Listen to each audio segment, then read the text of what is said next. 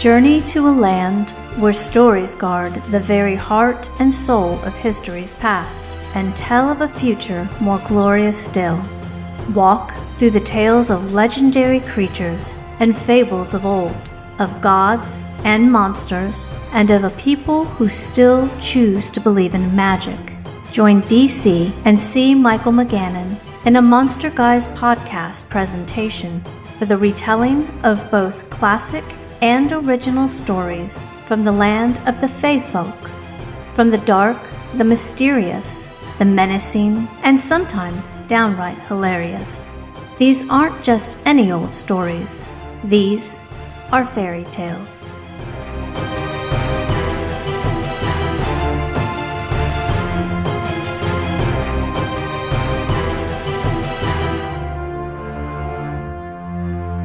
Join us for a story titled The Widow's Ghost, written by C. Michael McGannon, followed by a brief discussion on the topic, narrated by DC McGannon, presented by the Monster Guys.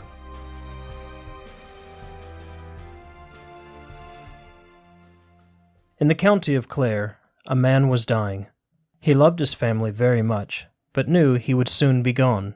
Their town was a small place, struggling from a history of famine and failed crops, and the people were bitter and sullen.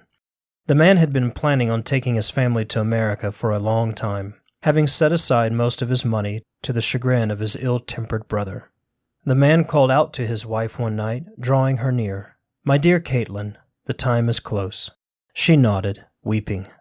"There isn't enough money to pay for everyone's journey. Take our daughters and find a safe place, then send for Daniel when you can. He is still young, and I know he is scared, but his will is strong and he'll be all right." Soon after, the man died. Caitlin found herself a widow and an irritant to the town. Her neighbors and her brother-in-law turned on her, condemning her husband's dreams of going to America. Her 3 children and her husband's elderly mother were Caitlin's only saving graces, carrying her through grief and quarrel. "I must go soon," Caitlin told her mother-in-law one day. "I'm also taking Isabel and Darcy with me, but Daniel must stay here for now. Please watch over him while I am gone. I'll send for him as soon as I can." And so Caitlin and her 2 daughters, Isabel and Darcy, departed. A sad affair, complete with many tears, as Daniel bade his family farewell. They did not know when they would see each other again. Caitlin took a carriage to a port town, and from there they took to the seas aboard a worn but hardy vessel, and they were on their way. For Daniel, the hardships had not yet begun.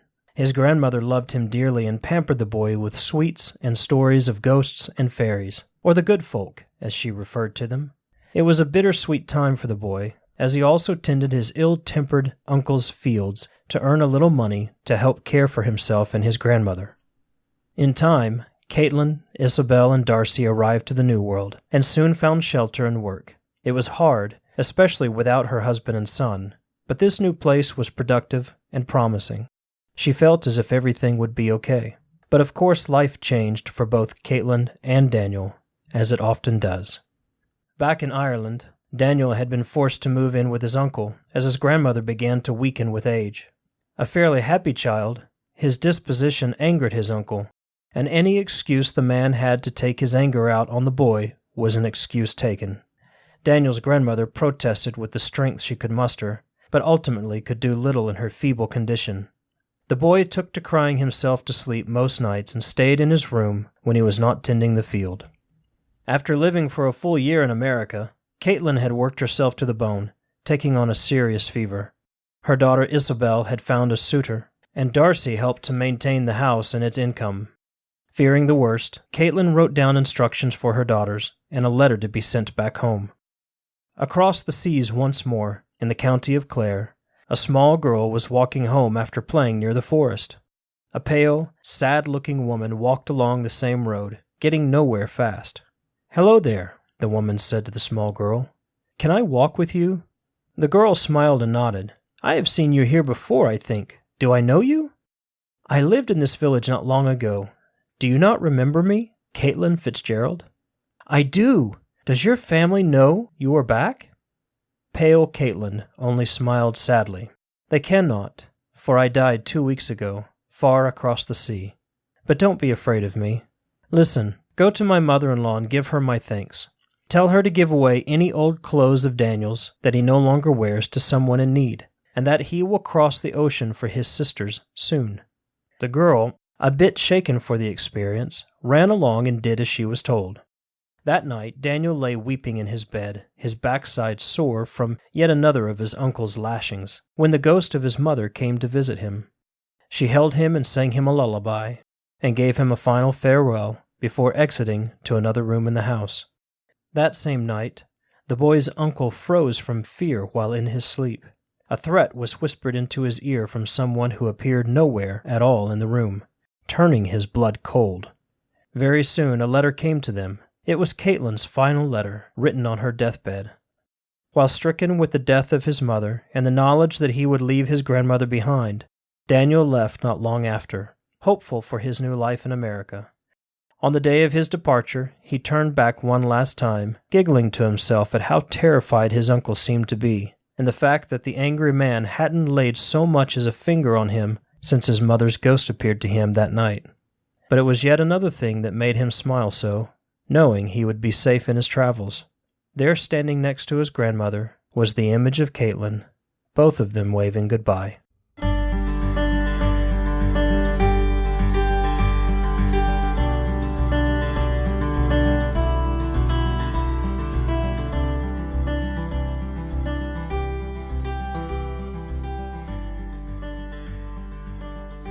Well, what do you know? A happy story, or a happy ending for once in our list of stories. I'm not sure that was so happy. I mean, the boy's mother died, the boy's father died, he was beaten by an ill-tempered uncle, and he had to leave his grandmother behind. You think that's happy? Well, happier than, dying I guess himself. I guess it's happier than him dying, but... Yeah, I guess there was a lot of death, but it's not like some of our stories in the past where, the central character just dies outright at the end. Yeah, I think it was a little bit more true to life, and especially during that time period when life was very difficult for the Irish and a lot of them making transition to the New World and the famine that was taking place and all that kind of stuff. So I guess in that respect, maybe a little happier and a little bit of happier ending because the boy gets good news at the end, but I don't know, he just lost his whole family. And that is true. That part is sad. Okay. And just wanted to clarify that what your version of happy was. Well, our version of happy, after reading Chaos Obsidiary, a lot of our readers asked if we were okay. I think it's happy in regards to that. Yeah, true. It's very happy with regards to our Chaos series, but that's a very different world. Yes, and this was still a very different flavor. The monster, so to speak, wasn't necessarily the antagonist or the evil big boss bad guy in this story. It was actually a helpful force. Right. And by nature, a mothering force. Yeah, this is a straightforward ghost story, and we were talking about this story earlier before recording it, and I was making a comment that it was a story that did not rely on any gimmicks or special effects, so to speak. It was just a straightforward ghost tale. Yes. And I think that's refreshing sometimes. It really is.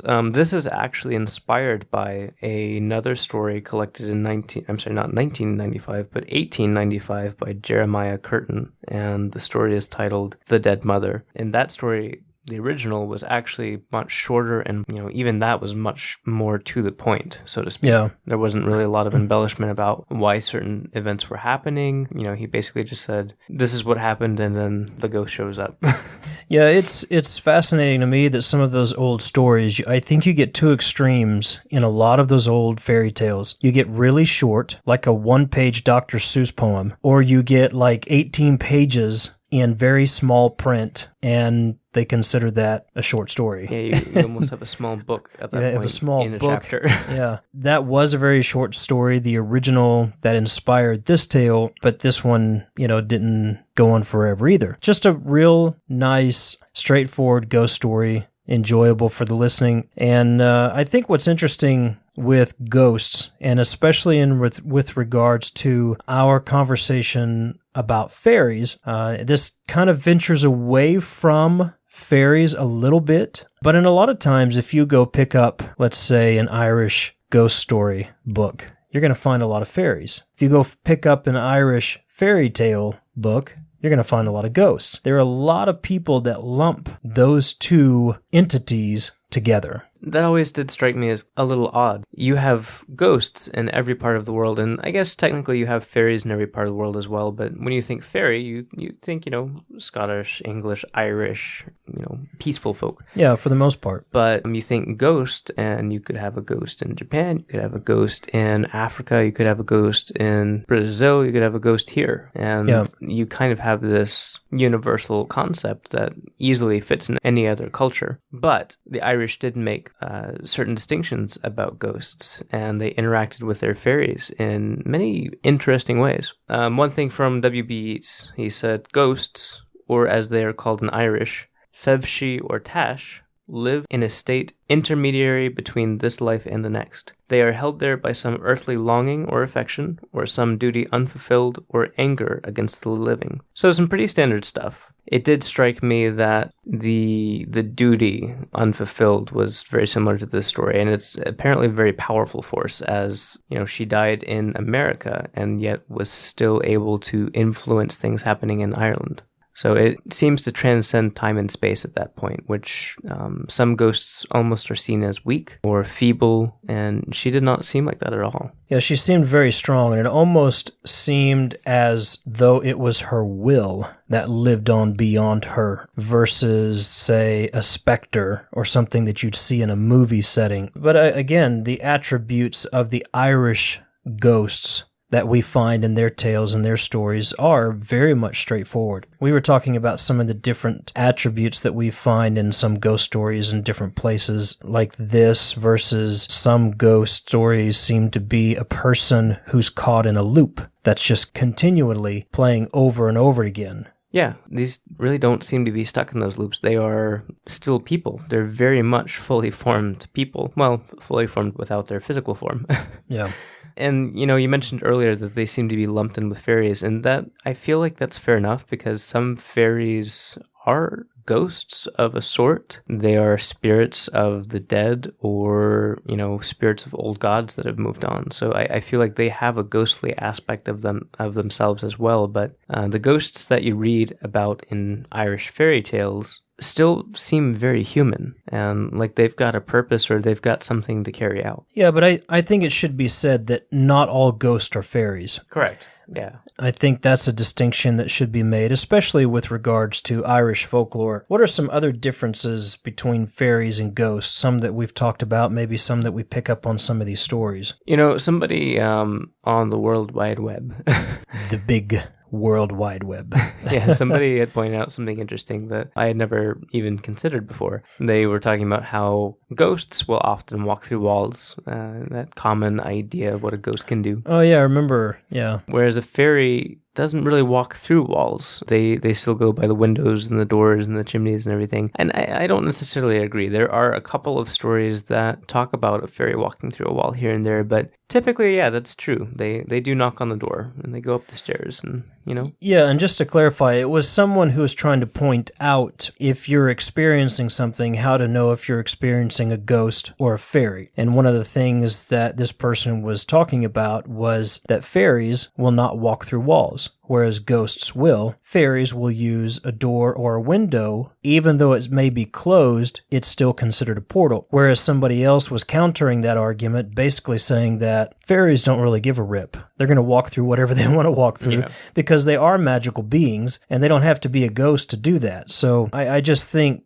from the standpoint of what is a fairy, what is a ghost, what can they do from folklore and story standpoint, I think fairies can pretty much go wherever they want. Well, just like the Doulahan, that, doors and gates literally open themselves up before them. Yeah, I think the idea of ghosts being polite and using the door, or fairies being polite and using the window versus walking through walls, I think that might be a Hollywood fascination versus reality from the standpoint of folklore and storytelling. I would agree. Now, you still do have a couple things, just like our last fairy tale went over the Slua, and they are kind of limited. They like to come through that western window, and people would bar the door to protect themselves. So I do feel like there are some limitations that ghosts don't necessarily have. But I don't feel like it's universal or, widespread throughout fairy realms. I think a lot of fairies are actually seen to, get away with quite a lot of that stuff. I did find the conversation about what people are seeing on these ghost hunting shows kind of interesting. One person argued that a lot of times when you hear them talking about a small, dark figure, they may be actually talking about a fairy, an encounter with a fairy, because of the description of that entity or the orb, that white or colored orb that people see sometimes. That goes back, you and I were talking about, goes back to some of the discussion around the Will of the Wisp and that being a fairy. This person was trying to talk about, when ghost hunters come across certain entities and they describe it as, sometimes it may not be a ghost, it may be a fairy. Another person was pointing out that often in our modern day, fairies have lost their power because people are much more apt to believe in a ghost or an angel or a demon versus a quote-unquote fairy, and as such, the story of the fairy and the power of their story has lost its impact in our life. So a lot of times people would just automatically say it's a ghost or it's a demon or it's an angel instead of a fairy, because that power and the power of storytelling with regards to fairies has diminished so much in our modern day. Which is almost a sad thought. It's interesting that you point that out, that they would be limited. The thought that came to my mind was, fairies are known for shapeshifting into animals quite a lot.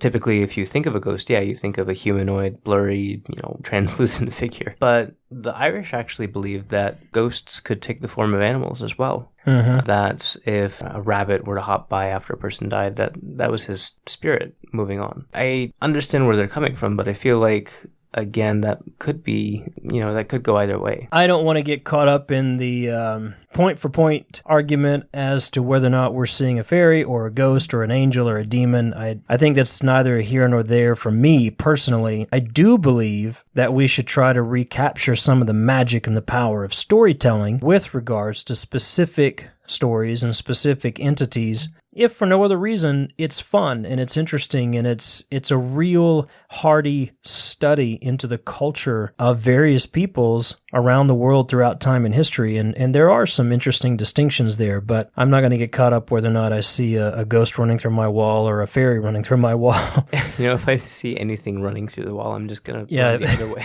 If anything walks through the wall, I'm probably just going to leave the room and let it go. Yeah. Nonetheless, some interesting points of conversation, and it's interesting to hear what other people are chatting about out there in our big, wide universe with regards to these topics. So we hope you enjoyed the story this week and a little bit of discussion on ghosts and fairies and how they relate to one another or how they don't. As always, you can find us at themonsterguys.com, on Facebook, Twitter, Instagram at The Monster Guys. Please like us, follow us. In the meantime, until next week, we bid you farewell. Good night.